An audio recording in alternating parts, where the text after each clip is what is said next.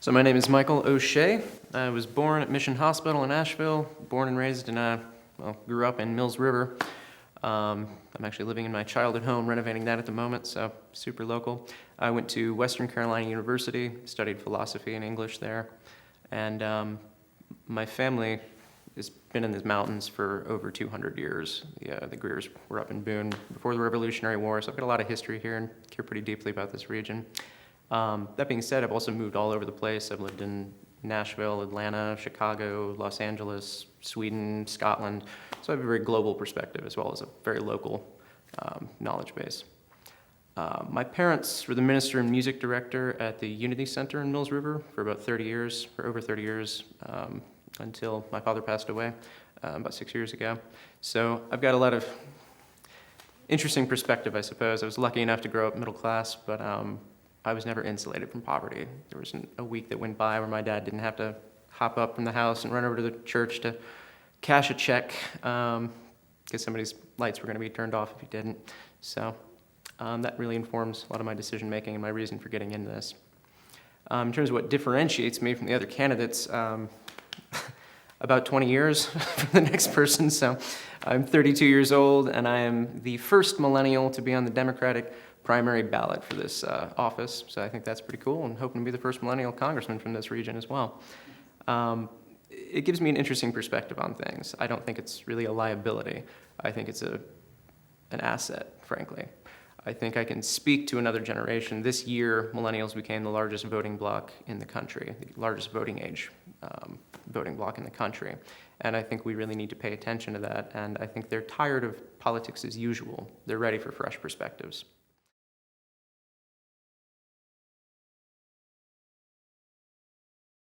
Yeah, I think it's certainly an asset that is different from the other ones, in terms of what differentiates me. And everyone in this slate of candidates, is certainly up to the task, I believe. We all understand policy, we all have great platforms, so it's a matter of what differentiates me is that. I'm running as a progressive Democrat. I've been using that since I jumped in October, and I'm willing to go a little further, I feel like, on the progressive side of things, and I think some of that is because of my youth, is because I grew up part of a generation that's, let's see, in my entire lifetime, there's been 2 years where the U.S. wasn't involved in a major military conflict. Anyone born after the year 2000 has never seen a year where we weren't involved in that. So I think we do have a different perspective on things, and we're tired of defending a status quo that we don't see as working. Millennials as a generation have 3% of the wealth right now. The baby boomer generation at the same age had 21%. We've inherited a post-recession economy that isn't working. We are feeling distinctly the lack of jobs from things like automation, artificial intelligence, and those jobs aren't coming back. And we've watched the healthcare debate go on my entire life as the rest of the developed world has universal health coverage. We're still arguing about it, and 45,000 Americans are dying every year. So I think my generation feels a real sense of urgency, particularly with issues like climate change. When I talk about my platform, the two issues are economic inequality and climate change. And we are living in the only window of time we have to actually address these things before we hit critical thresholds, like the 1.5 degrees Celsius threshold. And we're not in power. Millennials make up 6% of Congress right now. Last legislative session, it was 1.1%. And yet our futures are being determined in the next decade. And so I think there's a huge push right now for more representation in issues that are going to directly affect us.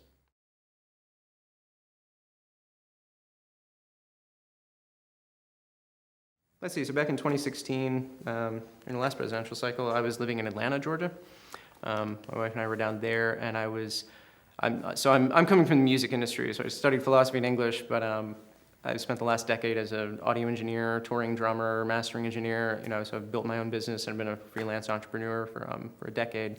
So the arts are really important to me. My wife's a painter as well. So I was involved in a nonprofit that does education for artists down in Atlanta called C4. So they do a lot of work with artists, like entrepreneurship classes, how to do your taxes as a freelancer, and how to build a business that's sustainable as an artist. And one of the things they also do is a lot of advocacy work. So for about a year, I served on their advocacy committee, and it was during a time in which the Atlanta City Council was essentially trying to ban recording studios from the city through bad zoning policies. So there was a shooting at a recording studio, and there was kind of this hyperbolic backlash where they tried to push through a zoning ordinance that was it was measured in feet, so you couldn't have anything within 200 feet of a residential zoning area. But the way that Atlanta was laid out, I do some real estate investment on the side too, so this is very interesting to me. But the way that Atlanta is zoned built is you have a lot of commercial streets, with buildings, and then they all back up to residential things. So essentially, it'd be almost impossible to find anywhere where you could put a recording studio. And professional recording studios invest thousands and thousands of dollars into, sound dampening. So this was a proposal. The film industry there at the time, that was the first year where Atlanta had more major film production than Los Angeles.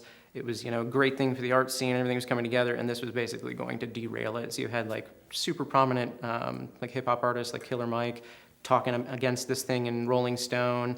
And I was part of a coalition that was going to city council and lobbying them and calling them on that, and telling them, your lawyers don't understand this. Sound is measured in decibels, not feet. And so through continually putting pressure over a period of a few months, we were able to actually use our resources and come together as a bunch of recording artists and use our expertise to get city council to change that and drop it. So what?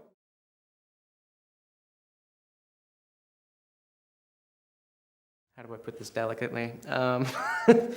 Lying from elected officials. There were city council members who were repeatedly saying that they had no solution.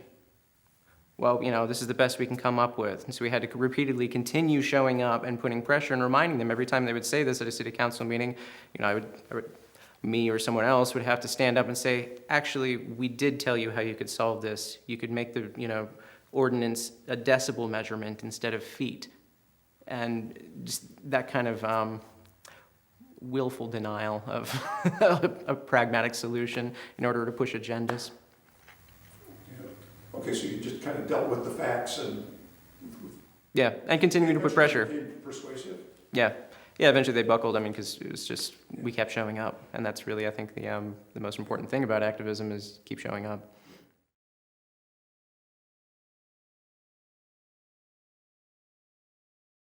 Ooh, put a lot of miles in my car. It's a big district, 17 counties, so as soon as I declared, I made sure I had a hybrid.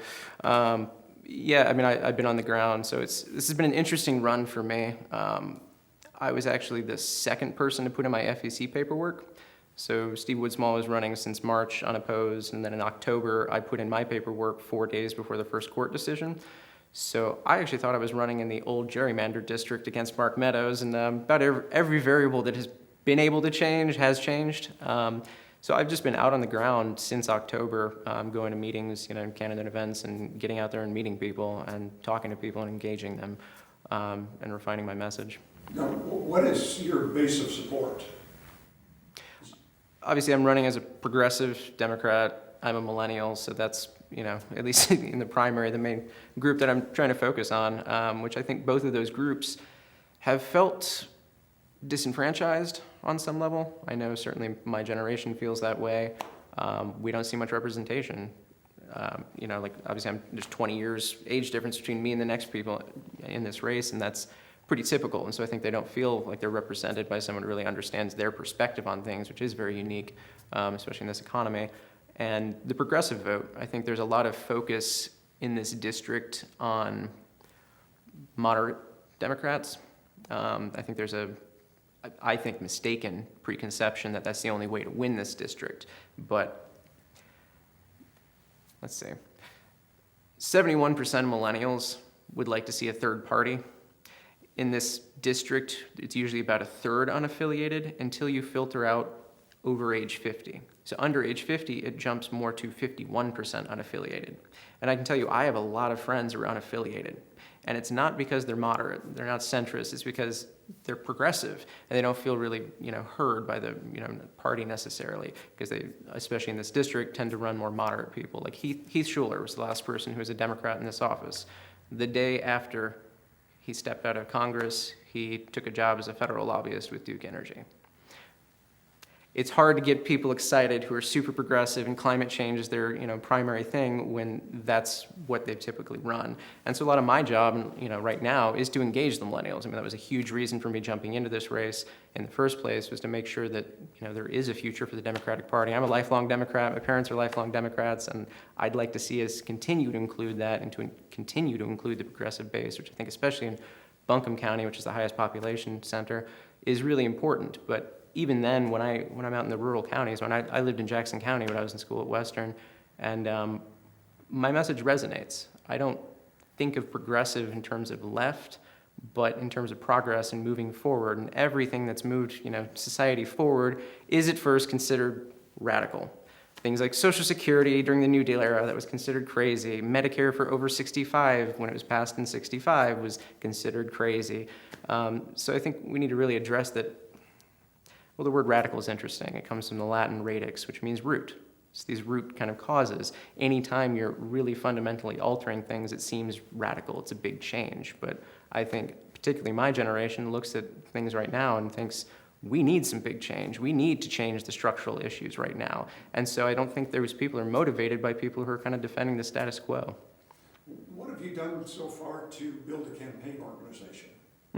I mean, I have a campaign manager, a volunteer lists. It's the back end of any campaign pretty much looks the same. A lot of the structure. Okay. Where do you plan to get funding? Grassroots. I mean, I think 4 out of 5 candidates are refusing PAC money. So, I'm running a grassroots campaign, and at least for the primary cycle, it hasn't been a disadvantage really. A lot of the advertising I'm doing to the more progressive and millennials, like we don't watch cable. I don't have a friend I don't think who has cable. My mom doesn't have cable, so I don't need to buy cable ads and billboards and things like that. So it's been a very strategic decision to not even focus on those kinds of things because I think it's simply a waste of donor dollars. Yeah. But again, like any campaign, you send emails out, you send letters out, and you try to get support.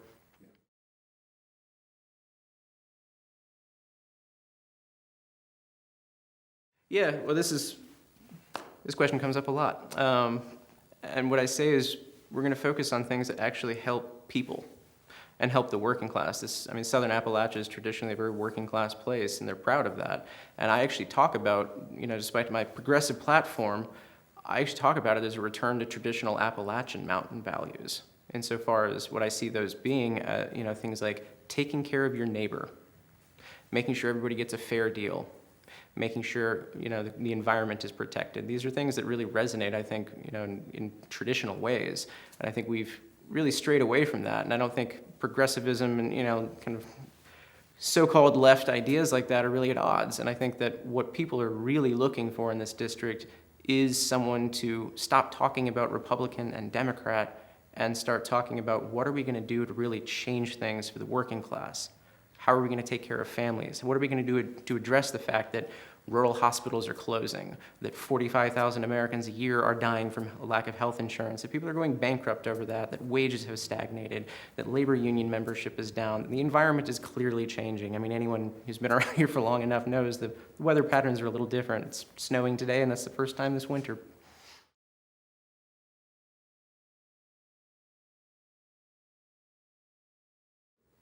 I'm sure they will try to cast me as a radical leftist who's young and inexperienced.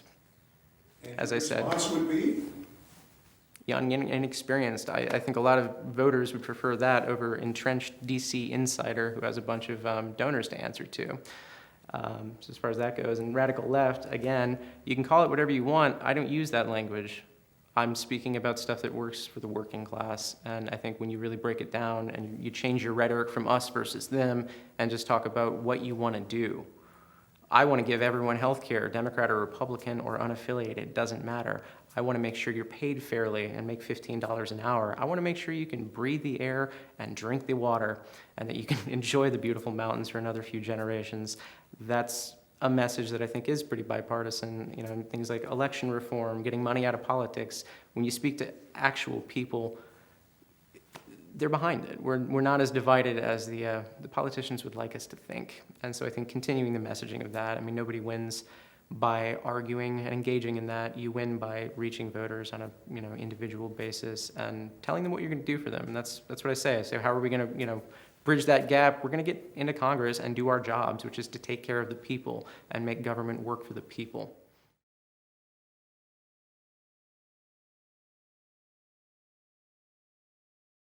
That's a difficult question.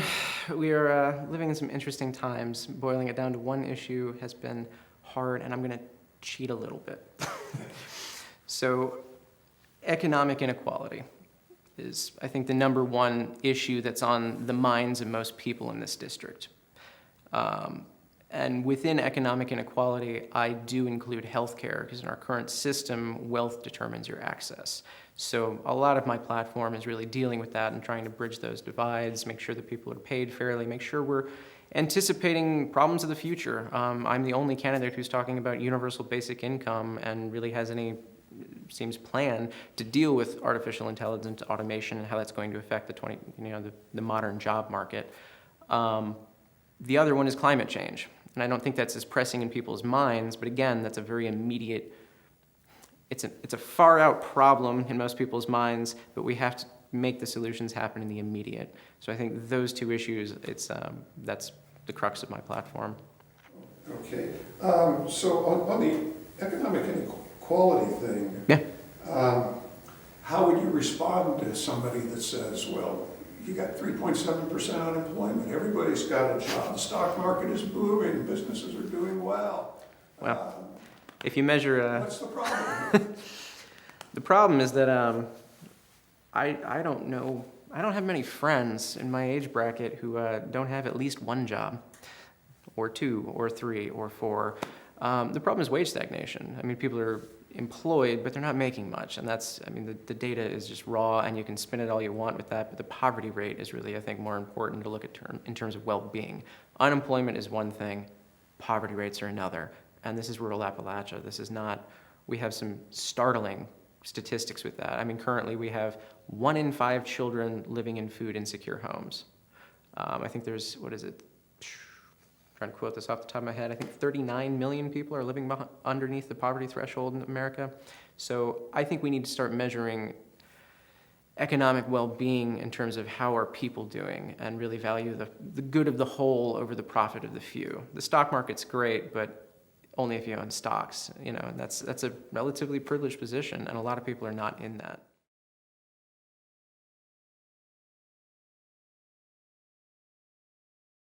So right up at the top of my platform is Medicare for All. Part of the reason is, as I say, I'm 20 years younger than the next person. I've got to deal with the federal deficit for a lot longer, and we would save over $600 billion annually in administrative costs moving to a situation like that. So I think we need to spend a lot smarter in government right now.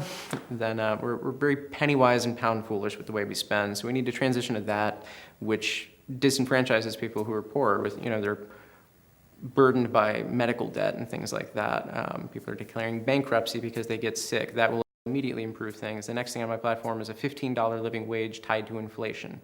I'm also a proponent of universal basic income. The administrative savings from Medicare for All would actually completely cover that. And that would do a lot to alleviate poverty, especially like childhood poverty, to make sure that just everyone has like a baseline income so that nobody's totally destitute. Strengthening labor unions. That's another one. Even if you don't work in a union shop, the proliferation of them, back in the 50s, it was 1 in 3 people. Now it's 1 in 10. And one of the ramifications of that is that it puts pressure on everywhere to raise their wages when there's more union membership. Free college, free public college, and trade schools. I think we need to move to a place where your parents' wealth does not determine your access. We need to be able to provide a path for people to better their economic prospects. So there's a lot of points within my platform that are really directly addressing that. And in terms of climate change, I support the Green New Deal and doing whatever it takes to maintain that 1.5 degree warming threshold in the Paris Agreement. I think we really need to treat it as a crisis.